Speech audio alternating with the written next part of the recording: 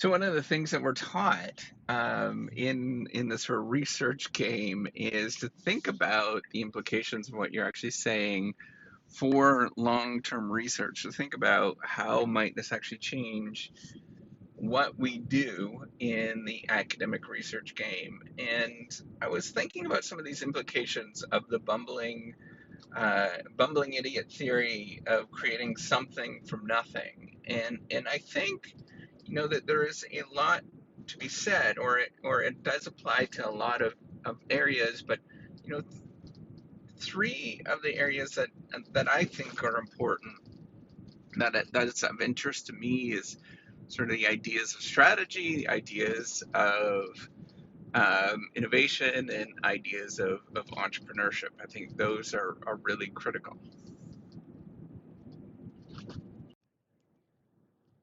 But I want to point out that, the sort of caveat before I go into any of that stuff, I can't generalize that much from the experiences that I have. I can only talk about what it actually feels like, how it actually happens with my own experiences. So I don't necessarily believe that this is generalizable for all experiences that are going through and doing this. This might not necessarily apply to larger corporations, for example, but I do think it applies to somebody that is trying to do something and put something together that they haven't done before and they don't exactly know what to do.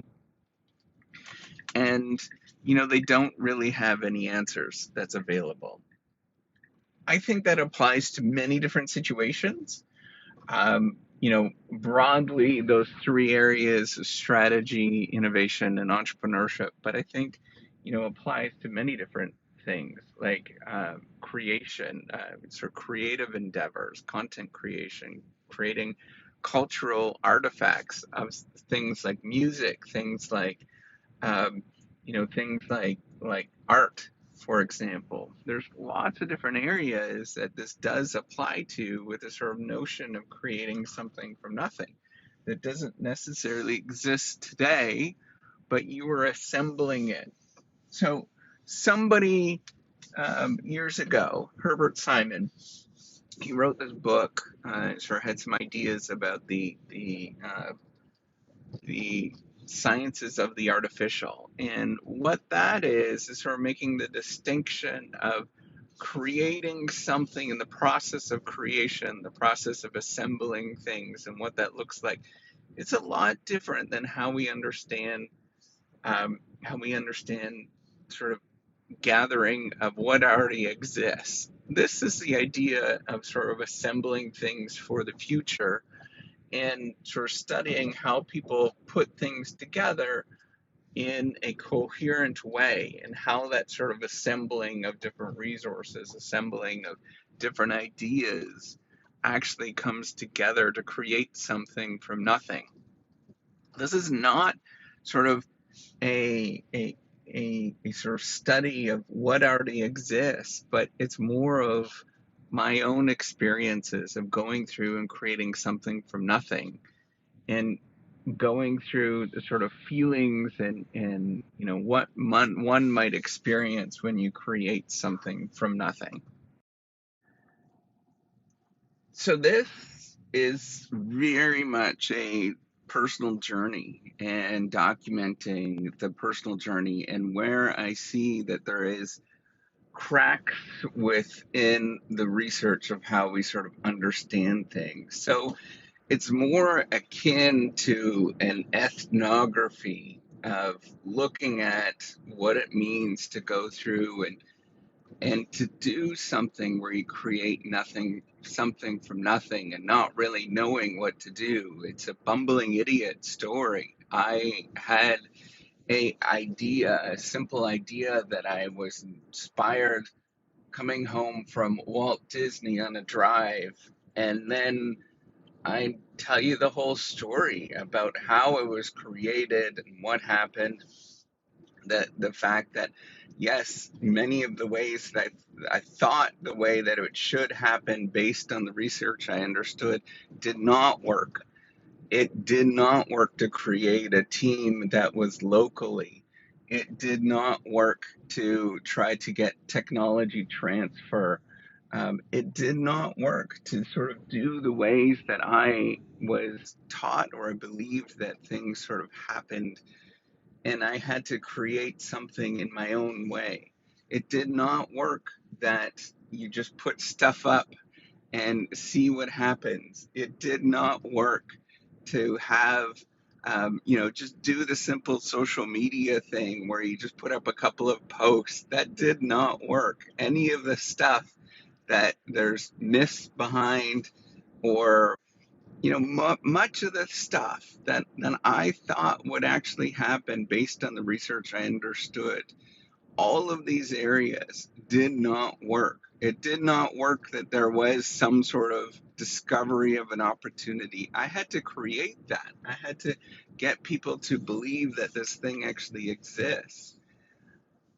I had to realize that you work within the bounds of people being self interested. The whole story behind the reciprocity.com was because I was reading research on the reason why I named it that way was I read research that was talking about the sharing economy and how it functioned.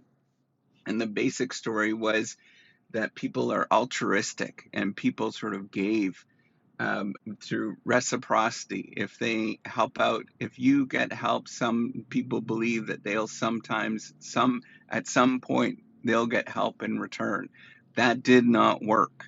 None of this stuff worked that was based on the research that I was looking at and that I read, based within technology studies, based within entrepreneurship, based within even strategy of thinking about, what do I do? The strategy research talks about things like corporate diversification, about business strategies, generic business strategies. None of that stuff worked.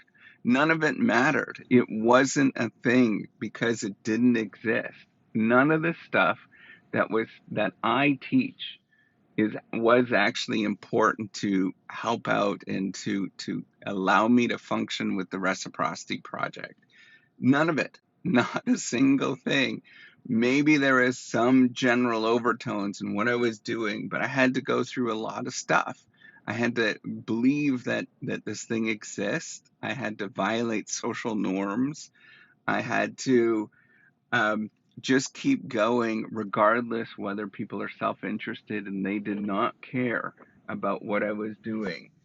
And there's no part of any research that I know of within strategy, within entrepreneurship that talks about gumption. That's just getting up and grinding and keeping going regardless of what is happening. The closest literature that I know is within the sort of story of grit that Angela Duckworth talks about in terms of academic achievement and what happens in terms of something like delayed gratification, or something that you just keep working at something. So for the most part, and none of this, as I point out, doesn't necessarily feel like risk taking in the sense that it's sort of conventional risk taking, that you are betting on some sort of known bet. There is some sort of distribution on where you're betting on an alternative that understand the distribution of what the risk is going to be. I have no idea. My hunch is that something good will happen, but it's very unlikely. So my understanding of what the actual distribution of what this alternative is 0 to none. I've got no understanding, and I'm making it up as I go. It might be one moment, it might change, and something's going to happen. Okay, so given all of this, right, all of me trying to figure out how to actually do something based on the known literature, and that was kind of the gist of it. If you walk through and look at my original YouTube videos, I kind of talk about that. And what it actually, I thought, hey, wouldn't this be cool to apply what I understand in the real world to see if it actually does work. And frankly, none of it worked. None of it worked. And what I had to come to realize is that there's massive gaps within the literature that just does not talk about any of these things. Because I think the reason is it's the age old problem. If you don't experience it, if you don't have know how, right? Know how is different than know what. So, know how, and this is Amy Edmondson actually, I believe, wrote a little bit on this. So, know how is actually going through and doing it and creating something.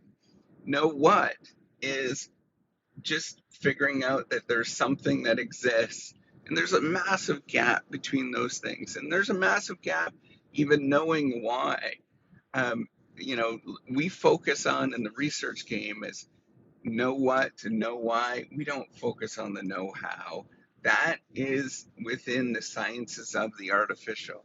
That is what Herbert Simon was talking about. How do you actually do this? How do you create something from nothing that doesn't exist? And the game is a lot different.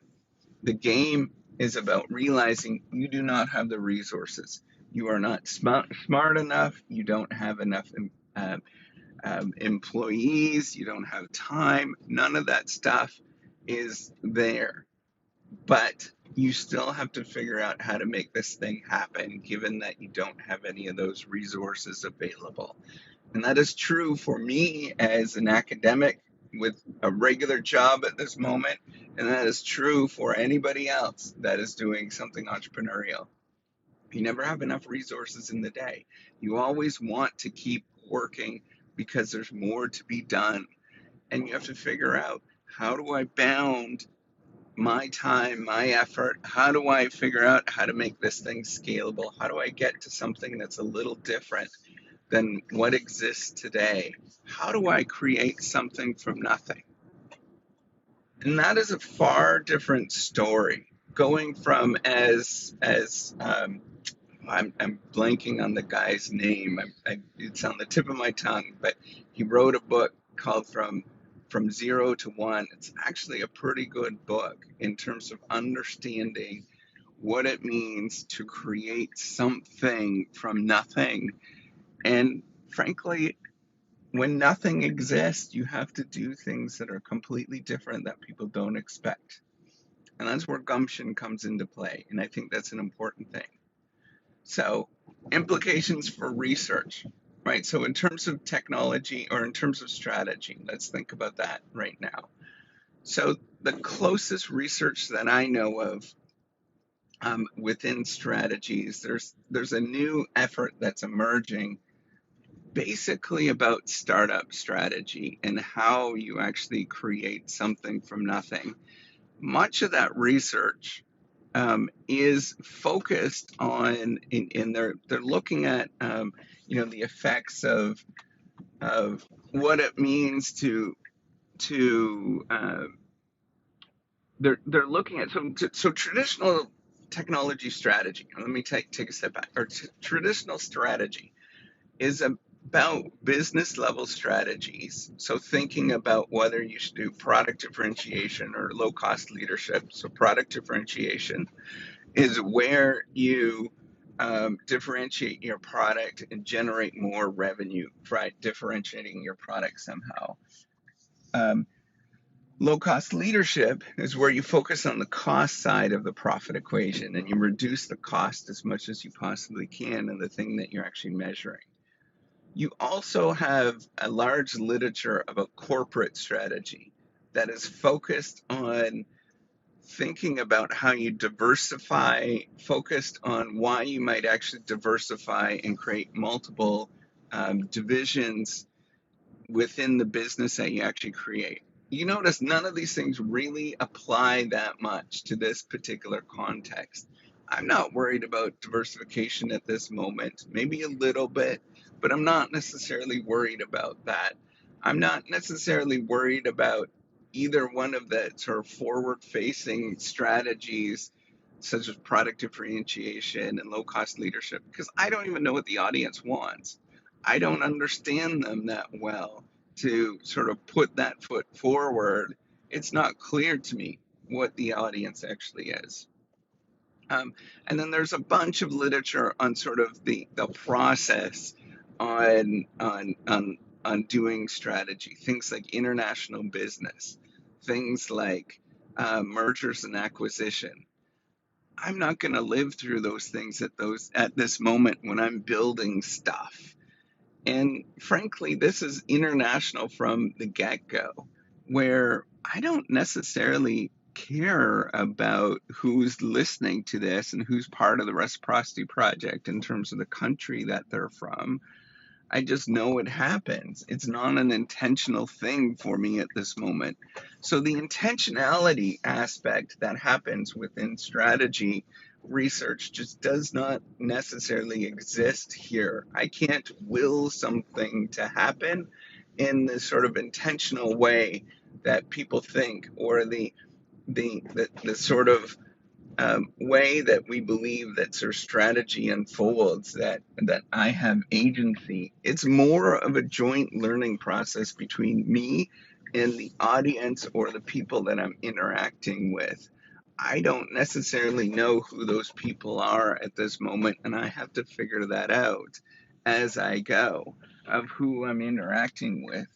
I don't necessarily know. I have a kind of a loose idea of what my product looks like and how it works and functions, but I don't necessarily know all of the different use cases that you can get. There is so much uncertainty with what I'm actually doing with the Reciprocity Project. It is filled with uncertainty. I can't be that intentional at this moment. I don't necessarily know. And I wish I knew. I wish I could be that intentional, but I can't because I'm building something from nothing. And what ends up happening often is I will think I'll have this sort of overarching strategy and how to do this, and I go to do it, and it doesn't. It either A, doesn't work, or it's completely irrelevant in the day to day. I'm problem solving. I'm thinking about what do I got to do next? What's the next little thing? I'm not thinking about this sort of higher level strategy of things. So it's more akin to what Henry Mintzberg did, where he sort of looked at what just CEOs do, right? And I think Michael Porter has a nice Harvard Business Review article about what just CEOs actually do. And it's a lot different than what you think. Where they spend their time is not on strategy, it's on many other things that happen in their life.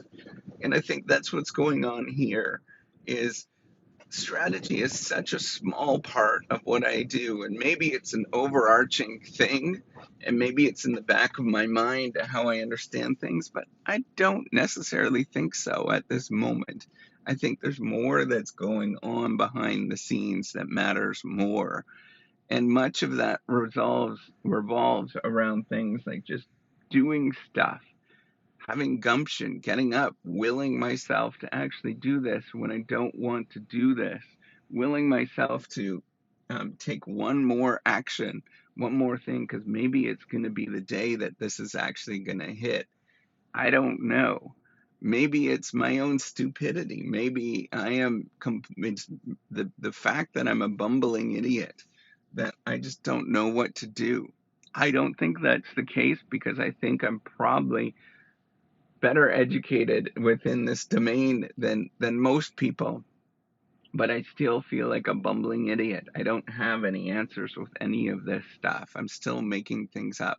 And I think that's true for anybody that's in some sort of leadership position in any organization, whether it's at Disney or whether you're at Walmart or whether you're at some new startup firm. It's all the same thing. You're a bumbling idiot trying to figure things out as you go, and you don't know what the right answers are. Because the environment changes, there's always something new, there's always problems, there's always issues that pop up that you would never expect, because there's always exceptions that happen within your strategy, within your product, within what is happening in any given time. And you're trying to figure out what to do with that. So I think Implications for strategy research.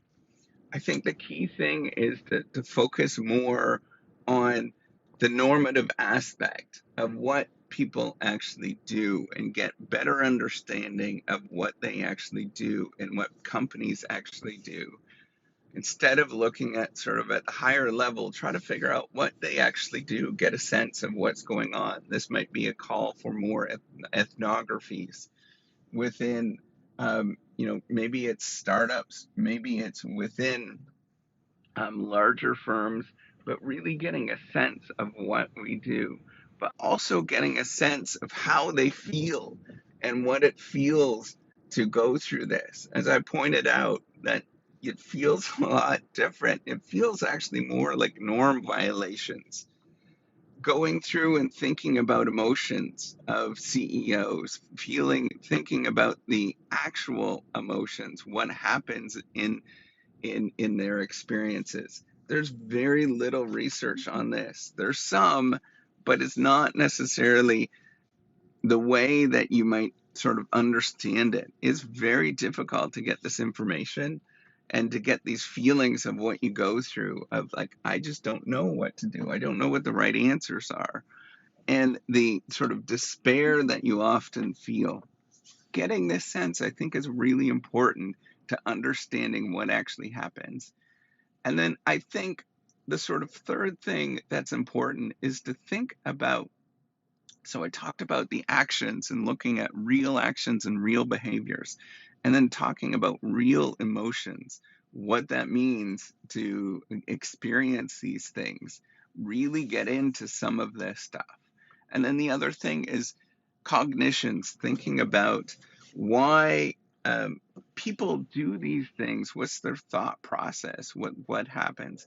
I don't I don't know much about the thought processes, um, but the models that we have, the sort of traditional decision making models that we have, where we have a rational actor, and I talked about that within the first section in the book, where we think of a rational actor where you're making alternatives. That doesn't exist within and choosing from those alternatives. That doesn't exist within a bumbling idiot world where you're kind of just bumbling around. You have one alternative. You're kind of making things up as you go. You don't necessarily know what these alternatives are.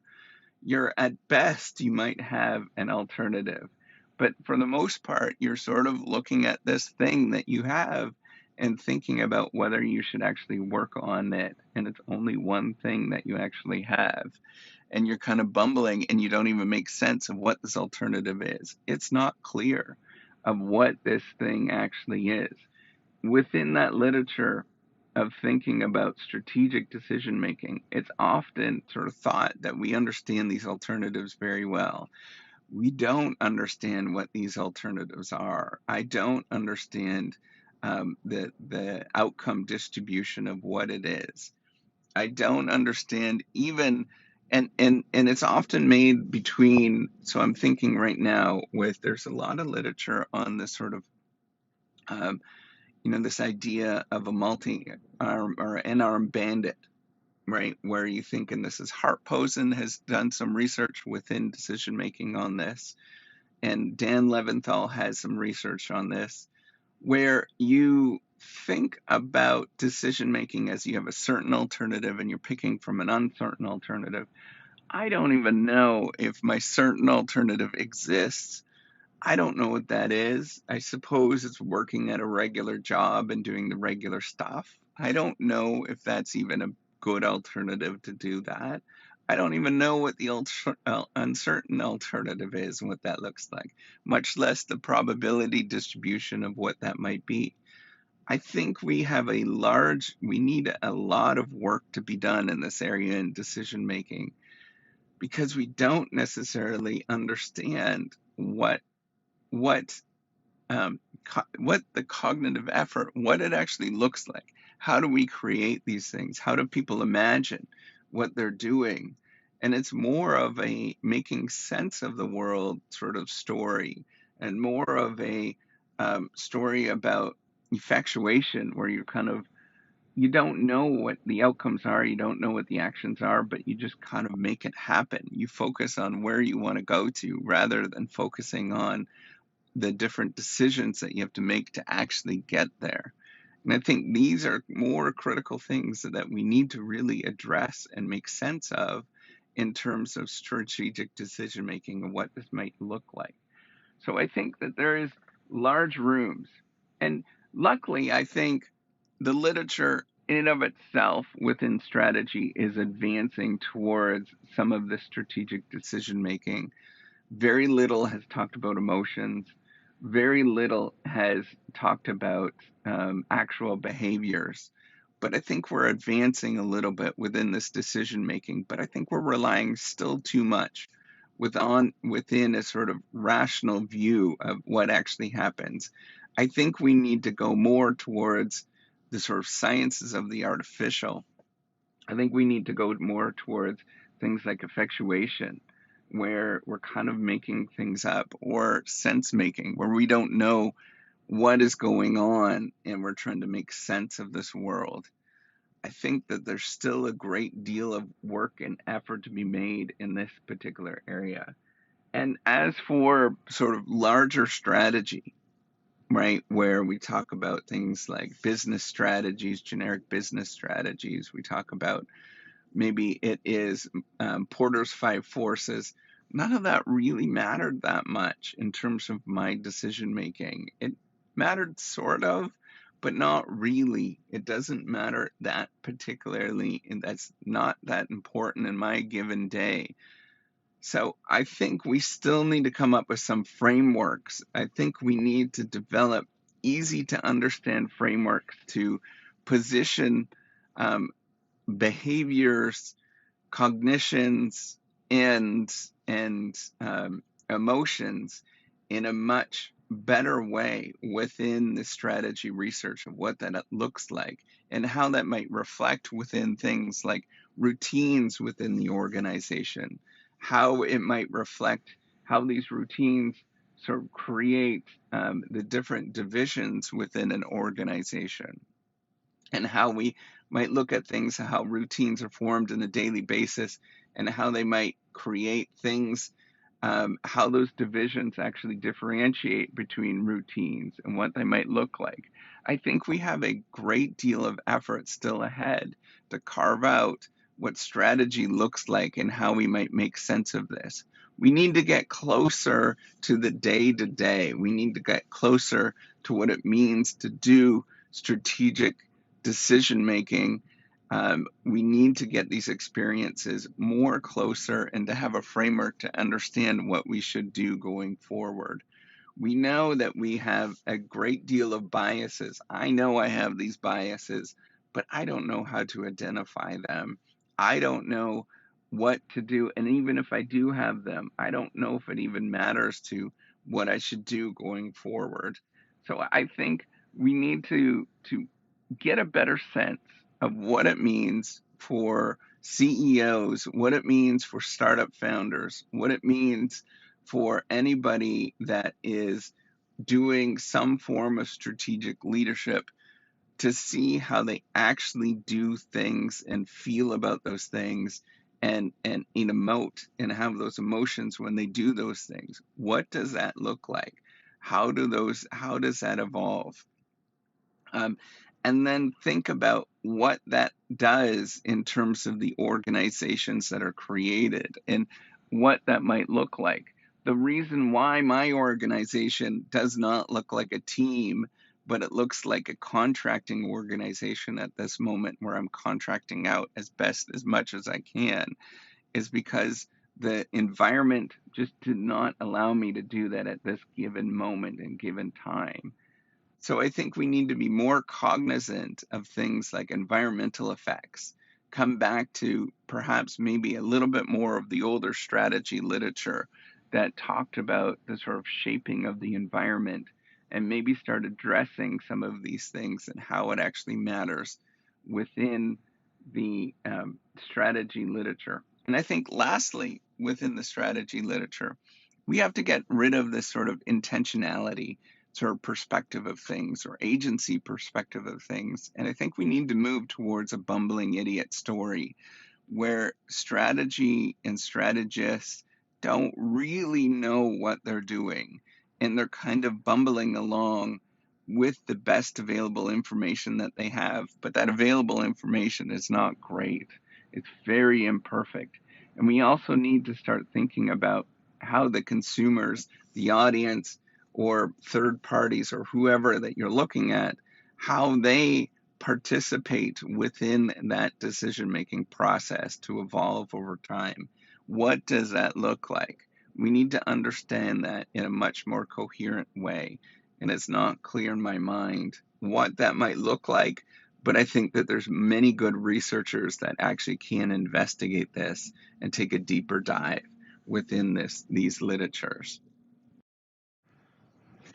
I think I also want to point out the mundane nature of much of what strategy actually is. And I think this is part of the reason why the view that I have differs so substantially, is that strategy has a sort of meta depiction or this sort of higher order depiction on what is actually going on.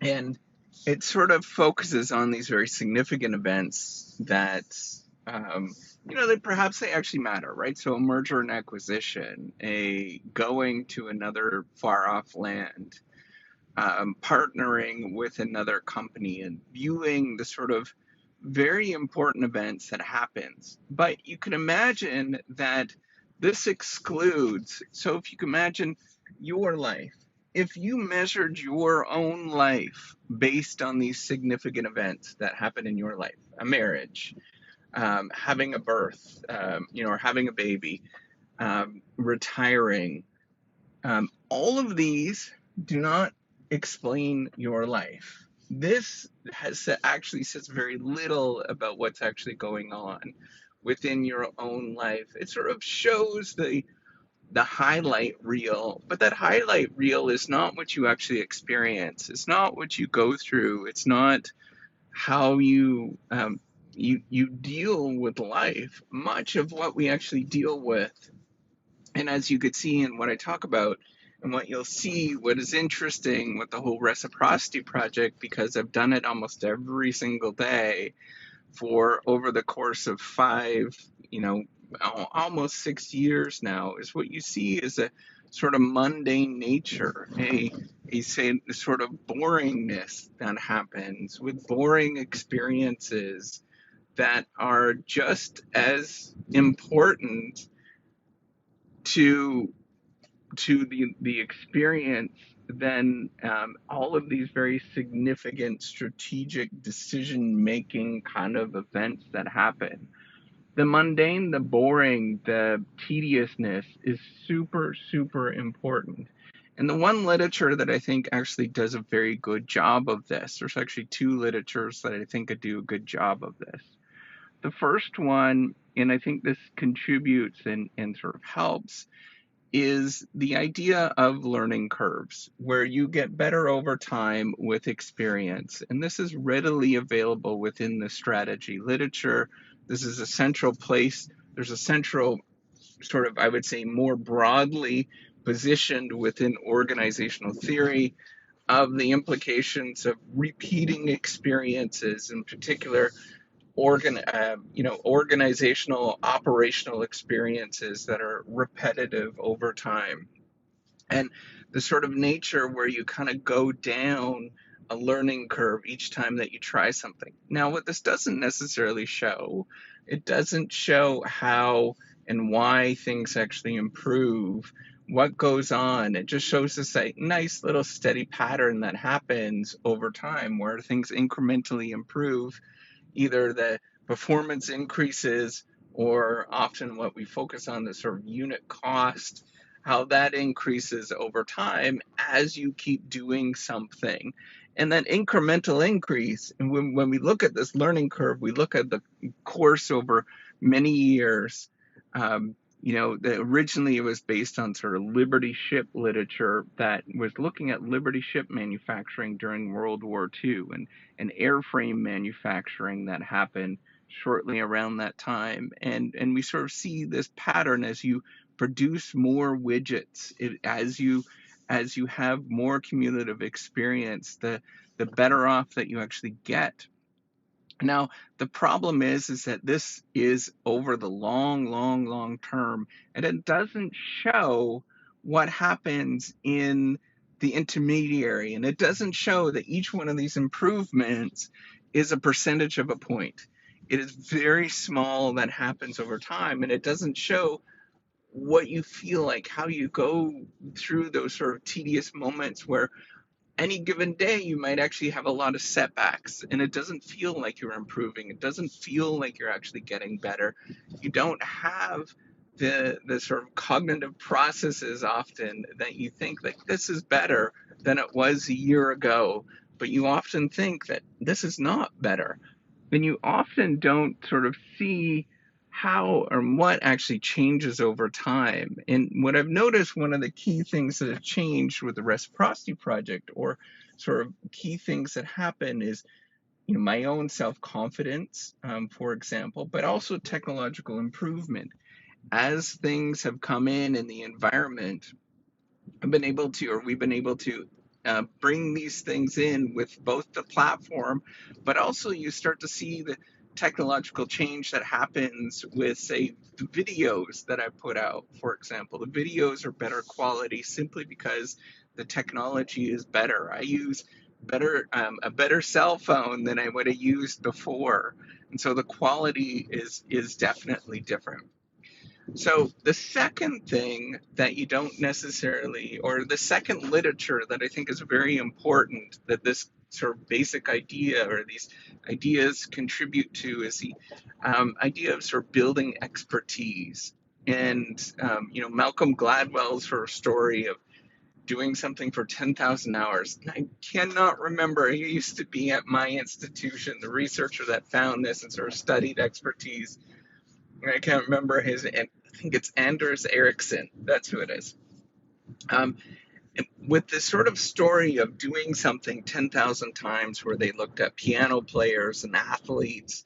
There's a wonderful paper, and I think it's in sociology, about the mundanity of excellence, where to do something, to get better at something, is really, really, really mundane. It is boring. It's just the same routines every single day.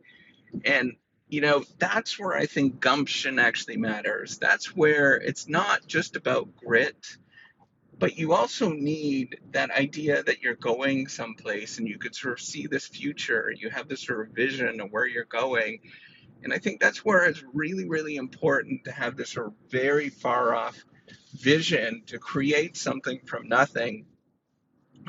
But also that gumption that it's going to be painful. It's going to actually hurt.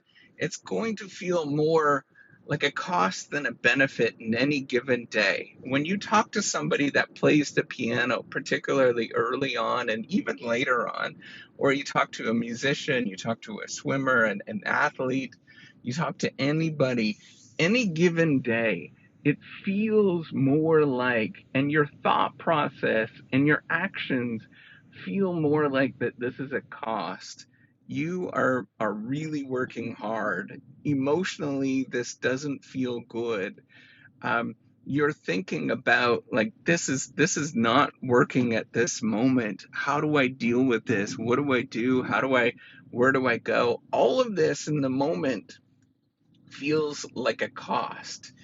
And that's where I think the sort of story of grit comes in, where you do need to work at something, and the idea of delay of gratification, right? Where you have to work at something to acquire, or you make this sort of trade-off with the sort of painful stuff today, and you have more short-term costs today for some larger benefit in the future, which is the story with delay of gratification and sort of the central framework behind grit.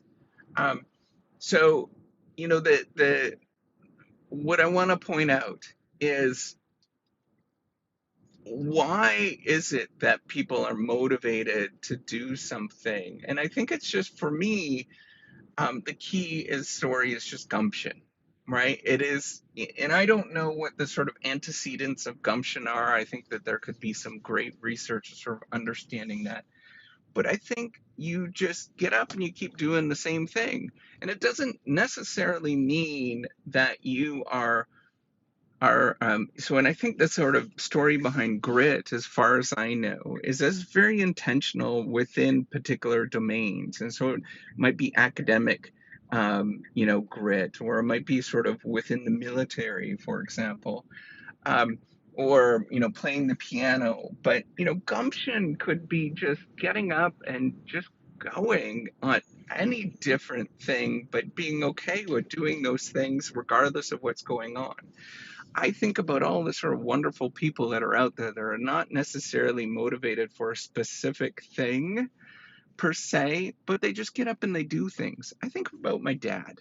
Um, I think that when he was around, he passed away many years ago, but he wasn't directed in the sense that you would think about with grit, right? Like, he didn't sort of climb the ladder, or he wasn't the corporate ladder. He didn't focus on becoming the world's best piano player. He wasn't in the military or anything like that, but he just got up every morning, had his breakfast, and then he got up and did things, regardless of whether he was working or not working. The days when he was not working, he was often more busier than the days that he actually was working, where he'd be going and doing things and just kind of puttering around the house and working around and doing things. And I think that there is something to be said about that gumption that is not being told. That some people just like to putter around with things, like to go at things, like to keep moving at things. And yes, it would be much better if you had, sort of deliberate learning, which is the repetition within a particular area, but also having a guide of some sort where somebody is sort of helping you. It would be a lot better within a specific area, but that neglects at a cost all the other things, the sort of resources that you're devoting to other areas. So sometimes people are just generalists in their sort of gumption. Other times they're specialists, that they sort of focus in on a particular area and they have very distinct categories in what they're doing. But sometimes people are just generalists, and they sort of do many things, and they're active in their community. They do all sorts of stuff. I think about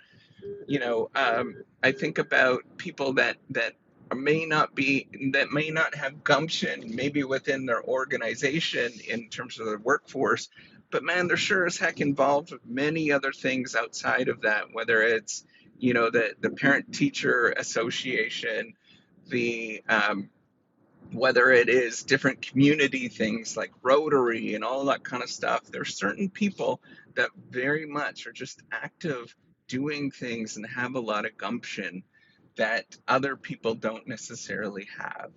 So I think that is an important part that we need to address, that we need to put in, that there is a lot of moments that are just dead, and like they're void. They're things that you wouldn't sort of think are strategic, but that is an important part of being within an organization. Now, the literature sort of talks about routines and routinization of things, or sort of repetition, sort of sets of actions that repeat over time. I think that is an important part of it, but it doesn't necessarily um, sort of explain. I think that there is some that goes on, but the feelings of, that this is the same old boringness, that it feels like a cost, that it often is like, oh, do I need to do this? Do I want to do this? But you do it anyways. And I think that sort of fills a bit of a gap with, uh, the sort of stories that are told both strategically and both within organizations that focus on, what happens in the day to day, the sort of gumption thing that is a combination. And I think this is why people might not talk about it as much, is because it's sort of a combination of vision and motivation, but also, this acknowledgement that it's not going to be fun. Acknowledgement that it does require a considerable amount of grit and cost at a given moment to sort of fulfill something that's long term and that has larger benefits in the long run. So hopefully, um, I think that these are some important gaps that are not being addressed within the literature that hopefully other people will take this and learn from it.